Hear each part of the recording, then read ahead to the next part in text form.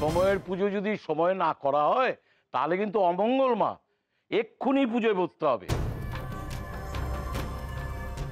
ঠাকুরমশাই, হ্যাঁ? ঠাকুরমশাই আপনি আর একটু অপেক্ষা করুন, আমি নিজে বোনকে খুঁজে নিয়ে আসছি। দেখো মা, আমি আর অপেক্ষা করতে পারবো না।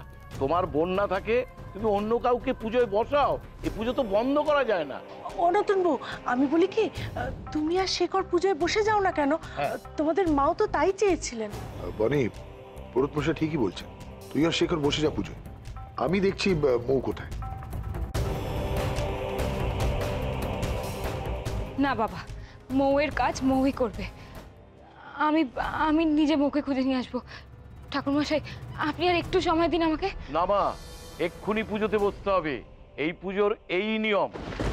যদি এই পুজোয় সময় মতো না বসা যায় তাহলে সব শেষ। আর যদি এই পুজোতে বিঘ্ন ঘটে তাহলে এই বাড়ির অমঙ্গল হবে কিন্তু। মা, মা তাহলে তুমি আর বাবা পুজোয় বসে পড়ো। না না বনি, আমি বসতে পারবো না, আমি তো খেয়ে ফেলেছি। খাওয়ার পরে আর পুজোয় বসা যায় না। আমিও তো ঠিক মতো উপোস করিনি, চা খেয়ে ফেলেছি। তুই বরং মৌকে নিয়ম শেখাতে গিয়ে উপোস করেছিস ঠিক মতো। তুই আর শেখর বসে যা বনি। হ্যাঁ নতুন বউ, তুমি তো সকাল থেকে কিছু খাওনি, আর তুমি খাওনি বলে শেখরও কিছু খায়নি কো। তোমরা তো উপোস দিয়েই আছো, তোমরা শুদ্ধ, তোমরাই পুজোয় বসো। আর না করিস না মা, তোরা দুজনেই বসে যা।